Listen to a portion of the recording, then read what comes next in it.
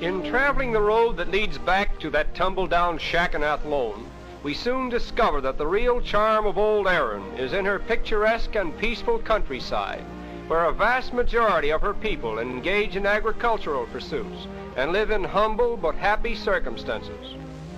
In our world travels, we observe that the purely agricultural countries seem to have a natural advantage that industrial depression cannot completely overrule, and as a result of this, there appears to be a certain independence and pride manifested among the poorer classes that one seldom finds in the highly industrialized countries.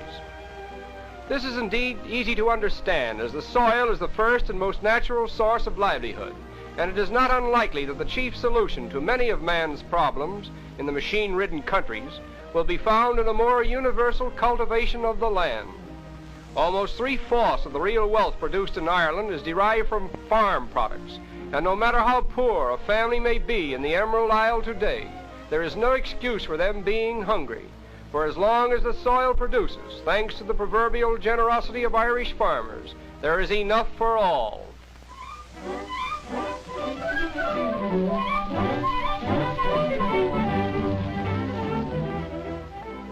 And here is Dick Harrow, who says he's the fattest man that ever set foot on the Emerald Isle. Even the donkeys can't believe their eyes or their ears when they see him.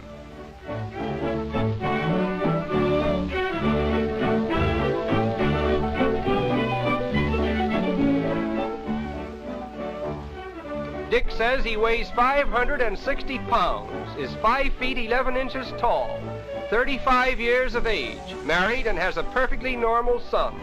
He claims his health is fine, but after dragging a donkey around all day, he becomes a bit fatigued. On the road to Connemara in the western part of Ireland, we are fascinated by a countryside that is literally honeycombed with stone walls. This seems an act of providence, for Ireland has little or no timberland and must depend largely upon stone for most of its rural construction.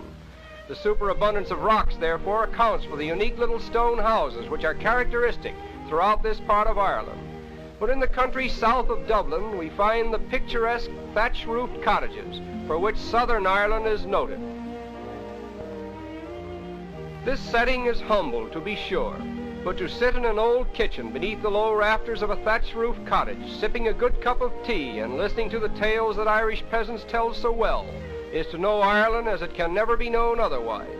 Here a stranger needs no introduction, for he is always a welcome guest. Rural life is made doubly picturesque by the little donkey carts that are ever present along the country roads.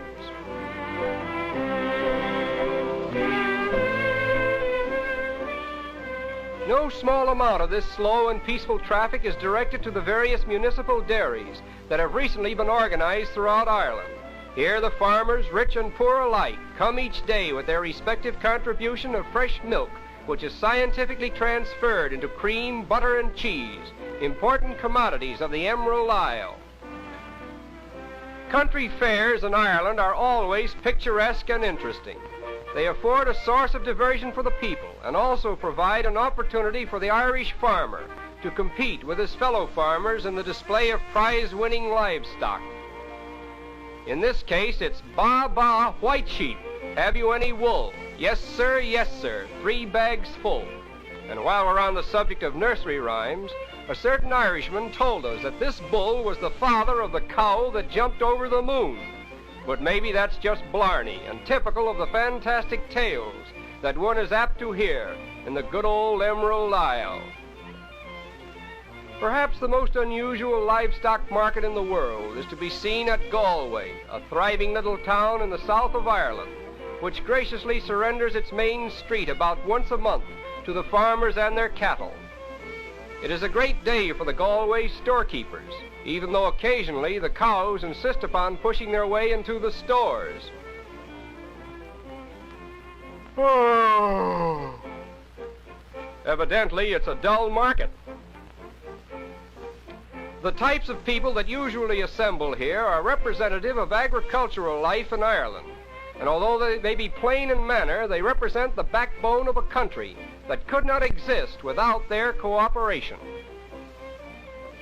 The native mothers of any country always inspire a certain sentiment. But the older Irish mothers, as we see them in the little towns of Ireland today, appeal most to our emotions, for we know there is hardly one among them who has not a son who left her to seek his fortune in some faraway country. Even as late as 1926, 30,000 emigrants left Ireland, and 26,000 of that number were bound for the United States. In interesting contrast to the little town of Galway is Dublin, capital and chief city of the Irish Free State, and the pivotal center around which Irish life has evolved for the past 1,000 years. Perhaps the most historic of Dublin's old landmarks is Trinity College, founded in 1591 by Queen Elizabeth, and rated today as one of the world's outstanding educational institutions.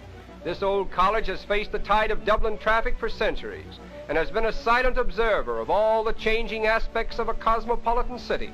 But just inside its gates, we are suddenly transported back into the 17th century. Among the many renowned scholars who attended this college were Oliver Goldsmith, Edmund Burke, and Thomas More, three of Ireland's most illustrious sons. O'Connell Street, one of the principal thoroughfares of Dublin, is named after Daniel O'Connell, the great Irish statesman known as the Liberator, who devoted his life to the cause of Irish freedom. Although excessive emigration has been a great drawback in the development of Ireland as a nation, since the inception of the Irish Free State, the tide of migration seems to have been curtailed, and this may be an indication that a certain pride in home government is arousing the interest of the young Irishman and prompting him to remain in his own country. And well he might, for Ireland is one of the most interesting, healthful, and picturesque countries in the world. And it is with this thought that we bring our Glimpses of Erin to a conclusion. Will ring with autumn.